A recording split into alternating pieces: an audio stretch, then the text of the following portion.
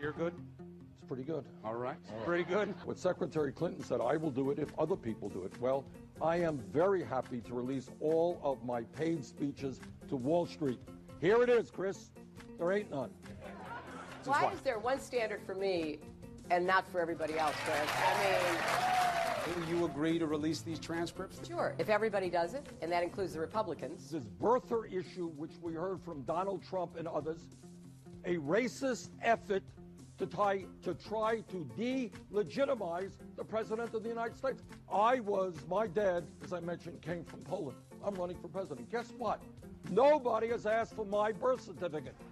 Maybe it's the color of my skin. I don't know. These 5 women have lost children to police actions and to random, senseless gun violence. There's no doubt that in each case, there is a racial component to it. Kids come up to me and say, you've given me hope, and you've rekindled my interest in democracy and in politics. What do you think has been causing this common generational gap between your supporters and Senator Sanders supporters? I really don't know, but I want you to know that whether you end up supporting me or not, I will support you. And I will support the young people of this country because that has been my life's work.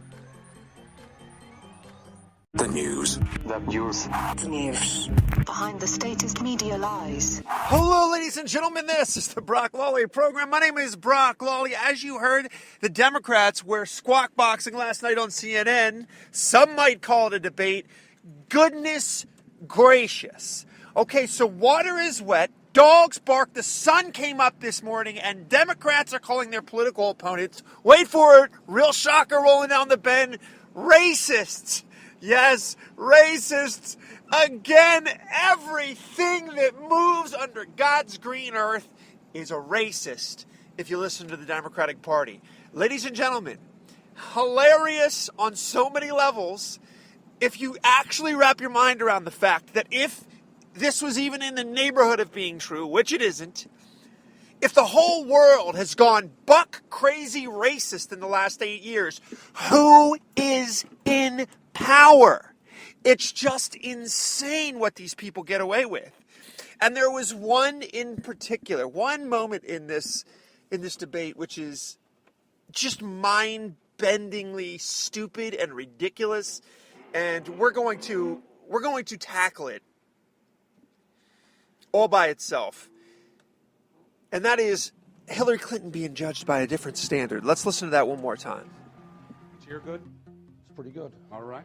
Pretty good. What Secretary Clinton said, I will do it if other people do it. Well, I am very happy to release all of my paid speeches to Wall Street. Here it is, Chris. There ain't none. Why is there one standard for me and not for everybody else, Chris? I mean... Okay. Jeffrey Dahmer is in prison right now. Yes, Jeffrey Dahmer is in prison. Heck, since the millennials probably don't know who that is, let's go fictional, since everything is just entertainment value today. Hannibal Lecter, okay, is in prison, figuratively. What Hillary Clinton is trying to pull, and the media is going to let her pull, is the equivalent of Hannibal Lecter being asked a question, why are you eating human flesh and then murdering victims, human innocent victims? Why are you doing that? Are you going to disclose your thought patterns, your reasoning for doing that? And it would be as if Hannibal Lecter was like, why is there one standard for me and everybody else, the non-flesh, human flesh eaters, get another standard? I mean, come on. Woo! All right, Hannibal, that's fantastic logic. This is literally what's happening. Hello? Hillary, there's not one standard for you. There's just one person. So duplicitous, so full of crap, so plastic banana, so full of lies as every breath rolls in and out of the lungs, who's on record, and this is just the tip of the spear, by the way. This is just the cresting part of the massive iceberg that is your corruption. You are kicking this class warfare dog to get elected, and you're going to major, huge banks that have been bailed out and collecting enormous checks as a sycophant. And Bernie Sanders is asking you to release those transcripts so you're not allowed to just skate away from what you do. And why is there one standing for me? It's probably because I'm a woman. It's probably because I have breasts. Incredible. Absolutely incredible. And by the way, Bernie's not innocent. Bernie later on is like, I'm Bernie Sanders, yeah, and I'm up there in Massachusetts, and I'm running for president. And nobody's asking me for my birth certificate. It's probably because I'm white. It's because I'm a cracker. It's because I'm a gray-haired 75-year-old cracker. Come to think of it, what the heck are you millennials listening to me for?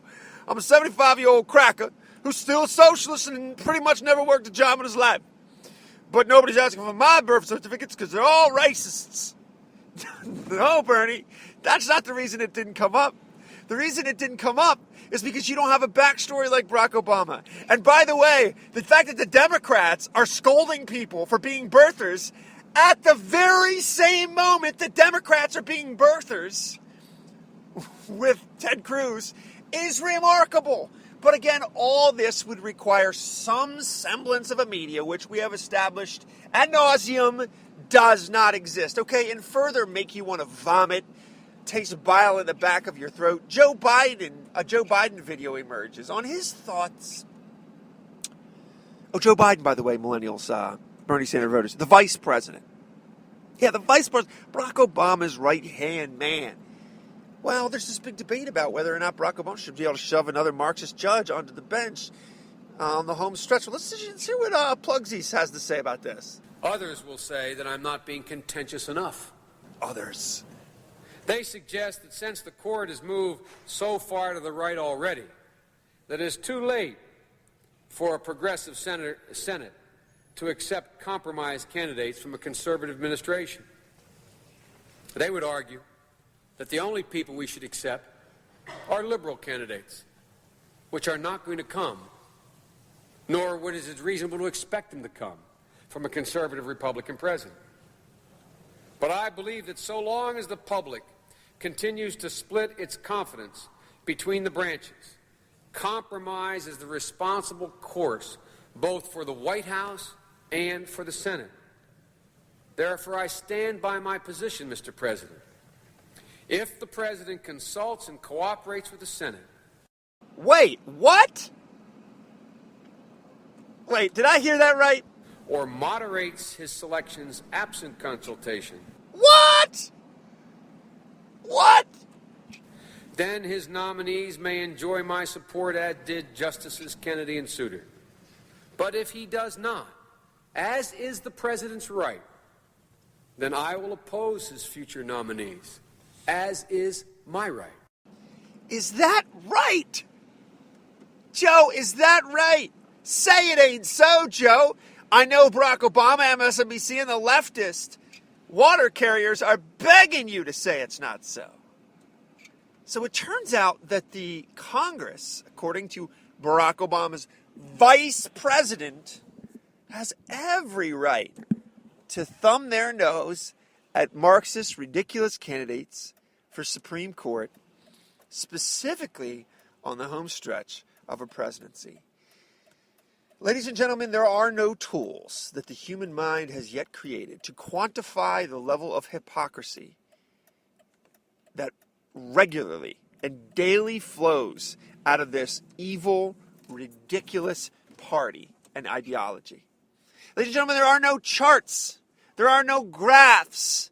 There is no way to measure this level of duplicity and say anythingness for political expediency. It is absolutely remarkable. And that the media will get behind this is just incredible. All right, ladies and gentlemen, let's jump into the story. Trump, my boy Trump trounces again. You know, I got to tell you. Say what you will about this guy, but he is delivering on the vote front. Man, those exit polls were rolling out, and it was just, we love Trump, we love Trump, we love Trump, we love Trump.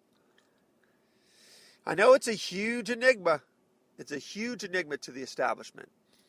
But, I mean, it's safe to say that Donald Trump is just beaten up on the GOP establishment, the Washington, D.C. corrupt establishment, like a Mike Tyson fight in the 90s. Just jab, jab, haymaker, jab, jab, haymaker, uppercut, down, ladies and gentlemen. Oh, his eye opened up. He's down on the mat.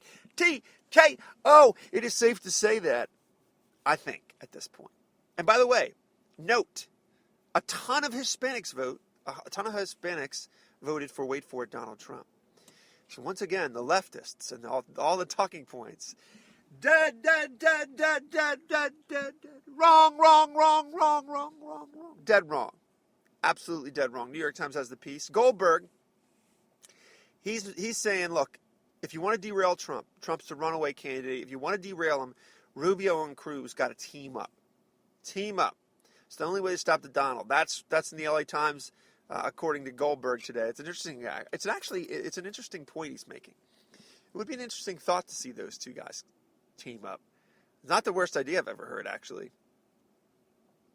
And then we talked about the Supreme Court nominee confirmation. The Senate refused to consider a Supreme Court nominee. Good. Let's continue this. And by the way, just for the record, it's exactly what Harry Reid would do and did. Exactly. New York Times has that piece. Why would you close Gitmo, ladies and gentlemen, when we have maniacs cutting off heads? Well, if you're a die-in-the-wool ideologue and you care about nothing but hardcore leftism. By the way, there was a huge expose where somebody went down to Gitmo, realized that these prisoners are living better than you. You should see the crap that these guys have. State-of-the-art facilities, top care, health care.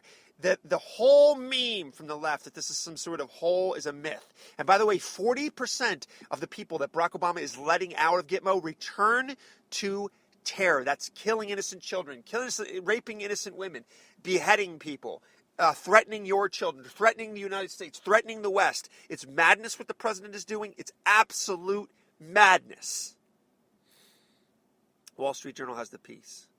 Phil Knight, many of you might not know Phil Knight. Phil Knight of Nike gives $400 million to Stanford. I think he urinated that away. Propaganda will continue to ensue from these maniac universities. I can think of a lot of charities he could have given that money to. Shame, New York. Bolivia's socialist. Bolivia has a socialist in power. He failed in his attempt to become, wait for it, a dictator. New York Times reporting this.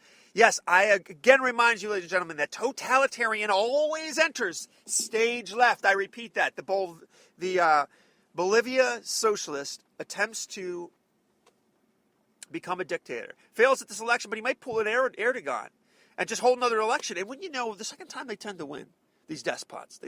Strangely, the second election, they always win. New York Times has that piece. Brooks has 3 different views on marriage in his New York Times piece. Brooks is such a coward. He flies the wave of like milquetoast conservative, but really I just call him coward. And lastly, Basad Ed, forced to leave Northwestern University before he could even speak. He was harassed, severely threatened by college students in the Chicago area. Leftists have absolutely no respect for free speech. They have no respect for political opponents. They have no respect for anything. They're like infant children. And every day we warn you of them. Every single day. Thank you for listening to the Brock Lawley program. Be a people of character, fortitude, and abounding courage. À Brock Lawley Productions.